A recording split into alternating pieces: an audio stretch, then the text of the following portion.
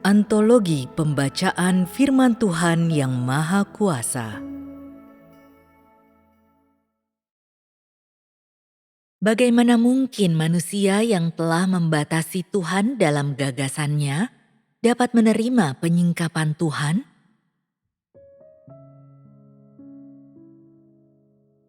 Pekerjaan Tuhan selalu bergerak maju, dan meskipun tujuan pekerjaannya tidak berubah, cara dia bekerja selalu berubah, yang berarti bahwa orang-orang yang mengikuti Tuhan juga selalu berubah. Semakin banyak pekerjaan yang Tuhan lakukan, semakin lengkap pengenalan manusia akan Tuhan. Watak manusia pun ikut berubah seiring dengan pekerjaan Tuhan.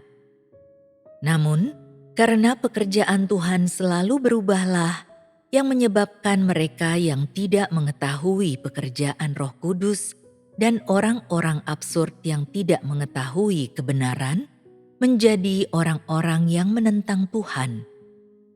Pekerjaan Tuhan tidak pernah selaras dengan gagasan manusia, karena pekerjaannya selalu baru dan tak pernah usang, dan Tuhan tidak pernah mengulangi pekerjaan yang dahulu, melainkan terus maju untuk melakukan pekerjaan yang belum pernah dilakukan sebelumnya. Karena Tuhan tidak mengulangi pekerjaannya, dan karena manusia selalu menghakimi pekerjaan Tuhan saat ini, berdasarkan pekerjaan yang Dia lakukan di masa lalu, sangatlah sulit bagi Tuhan untuk melaksanakan setiap tahap pekerjaan zaman yang baru. Manusia memiliki terlalu banyak kesulitan. Manusia terlalu konservatif dalam pemikirannya. Tak seorang pun mengetahui pekerjaan Tuhan, tetapi semua orang membatasinya. Ketika manusia meninggalkan Tuhan, manusia kehilangan hidup, kebenaran, dan berkat-berkat Tuhan, tetapi manusia tidak mau menerima hidup ataupun kebenaran, apalagi berkat-berkat yang lebih besar yang Tuhan anugerahkan kepada umat manusia. Semua manusia berharap mendapatkan Tuhan, tetapi tidak mampu menoleransi perubahan apapun dalam pekerjaan Tuhan. Mereka yang tidak menerima pekerjaan Tuhan yang baru, meyakini bahwa pekerjaan Tuhan tidak berubah, dan bahwa pekerjaan Tuhan selamanya selalu stagnan. Dalam keyakinan mereka, satu-satunya yang diperlukan untuk mendapatkan keselamatan kekal dari Tuhan adalah menaati hukum Taurat, dan asalkan mereka bertobat dan mengakui dosa-dosa mereka, kehendak Tuhan akan selalu dipuaskan. Mereka berpendapat bahwa Tuhan hanya bisa menjadi Tuhan di bawah hukum Taurat dan Tuhan yang dipakukan di kayu salib bagi manusia. Mereka juga berpendapat bahwa Tuhan tidak boleh dan tidak bisa melampaui Alkitab. Justru pendapat-pendapat inilah yang telah membelenggu mereka erat-erat pada hukum Taurat masa lalu dan memakukan mereka pada aturan-aturan yang mati.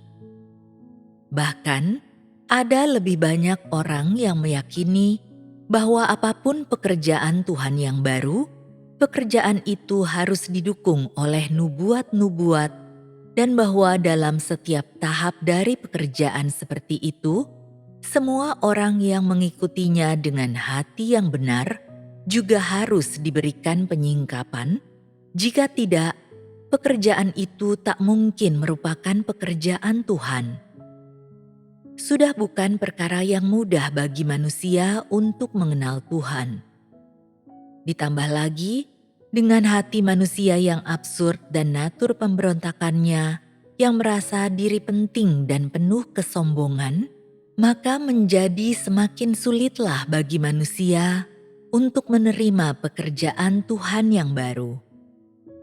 Manusia tidak memeriksa dengan saksama pekerjaan baru Tuhan ataupun menerimanya dengan kerendah hatian. Sebaliknya, Dia mengambil sikap yang menghina, sementara dirinya menantikan penyingkapan dan bimbingan dari Tuhan. Bukankah ini adalah perilaku dari orang-orang yang memberontak dan menentang Tuhan? Bagaimana orang-orang semacam ini bisa mendapat perkenanan Tuhan? Yesus berkata bahwa pekerjaan Yahweh sudah ketinggalan zaman pada zaman kasih karunia, sebagaimana yang kukatakan sekarang, bahwa pekerjaan Yesus juga sudah ketinggalan zaman.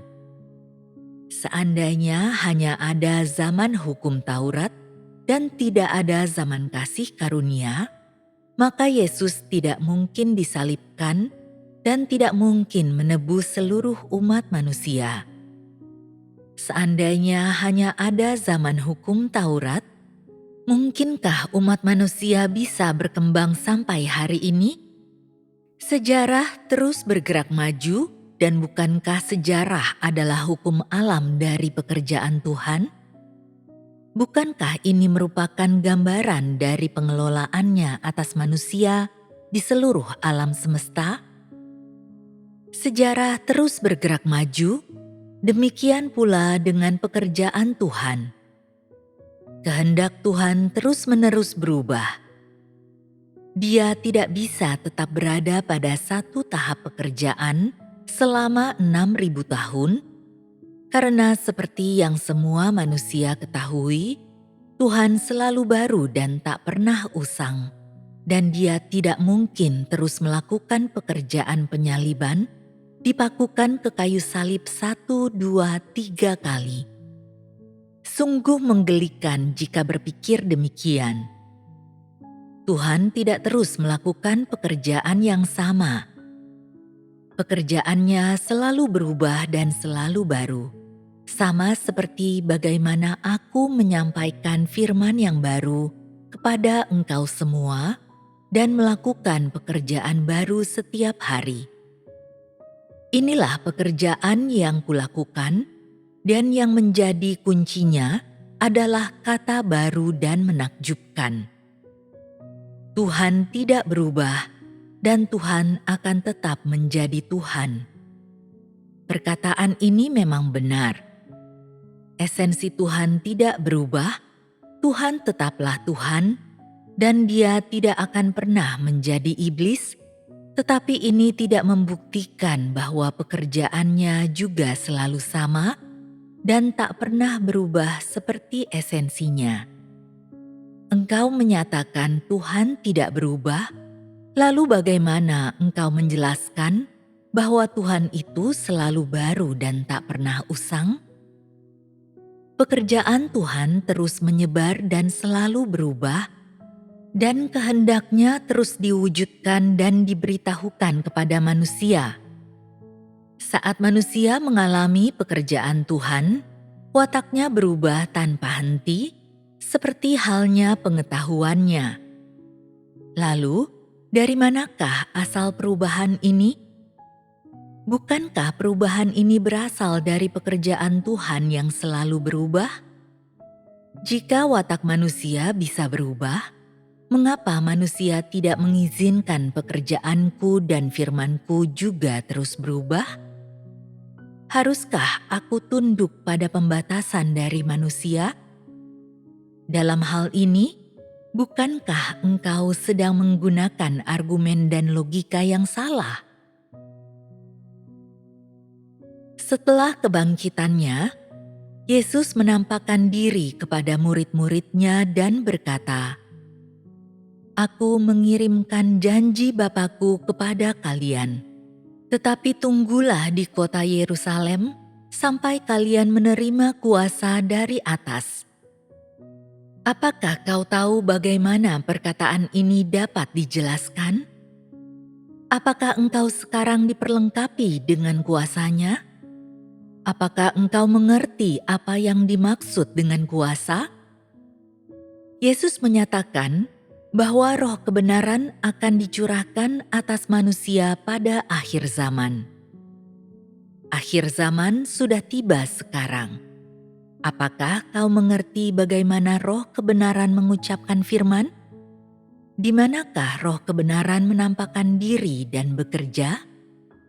Dalam kitab nubuat Nabi Yesaya, tidak pernah disebutkan bahwa seorang anak bernama Yesus akan dilahirkan pada zaman Perjanjian Baru.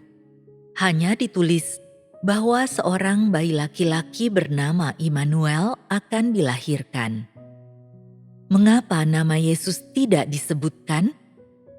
Tidak ada dalam Perjanjian Lama nama ini muncul. Jadi mengapa engkau tetap percaya kepada Yesus? Tentunya engkau tidak baru mulai percaya kepada Yesus setelah melihat Dia dengan mata kepalamu sendiri, bukan? Atau apakah engkau mulai percaya setelah menerima pewahyuan? Akankah Tuhan benar-benar menunjukkan kasih karunia yang seperti itu kepadamu? Akankah Dia mengaruniakan berkat yang sedemikian besarnya kepadamu? Apa dasar kepercayaanmu kepada Yesus? Mengapa engkau tidak percaya bahwa Tuhan telah menjadi daging sekarang ini? Mengapa engkau berkata bahwa ketiadaan pewahyuan dari Tuhan kepadamu membuktikan bahwa Dia belum berinkarnasi dalam rupa manusia? Haruskah Tuhan memberitahu manusia sebelum Dia memulai pekerjaannya? Haruskah Dia terlebih dahulu menerima persetujuan manusia? Yesaya hanya menyatakan bahwa seorang bayi laki-laki akan dilahirkan di dalam palungan. Dia tidak pernah menubuatkan bahwa Maria akan melahirkan Yesus. Apa sebenarnya dasar kepercayaanmu kepada Yesus yang dilahirkan Maria? Tentunya kepercayaanmu tidak kacau, bukan? Sebagian orang mengatakan bahwa nama Tuhan tidak berubah.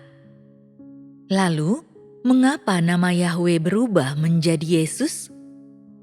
Dinubuatkan bahwa Mesias akan datang, lalu mengapa manusia bernama Yesus yang datang?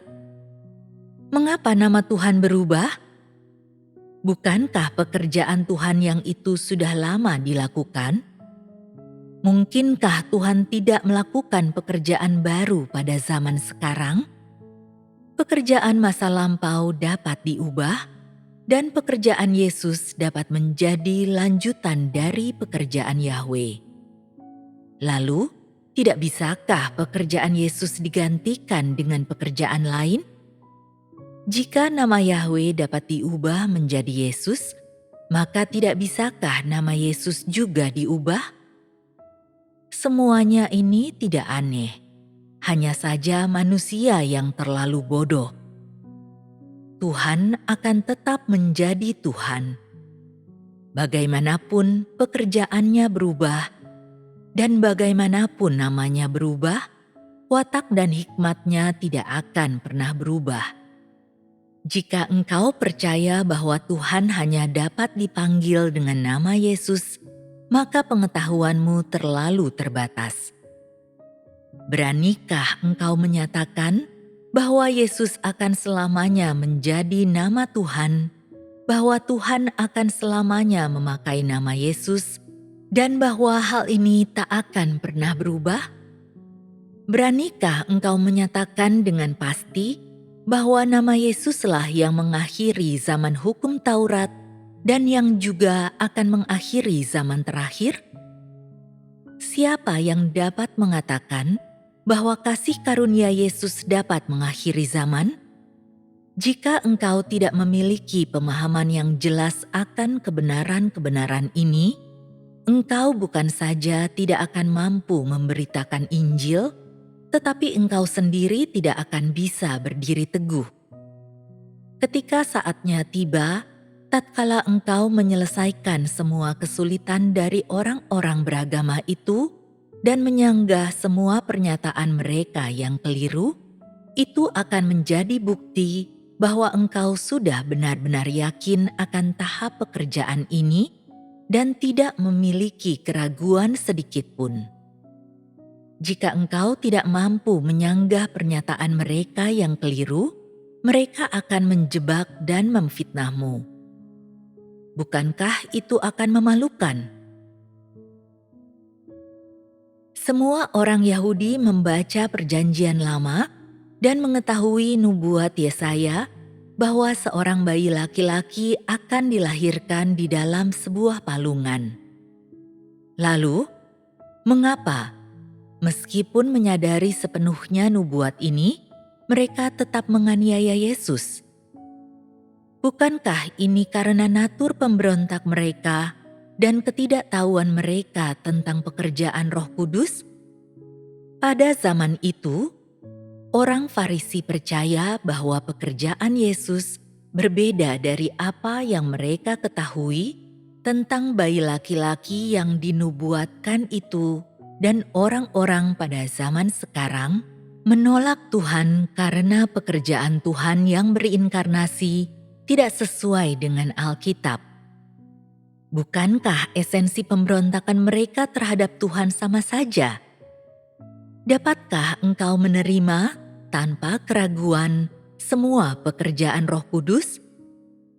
Jika ini adalah pekerjaan Roh Kudus, maka ini adalah aliran yang benar dan engkau harus menerimanya tanpa keraguan sedikit pun.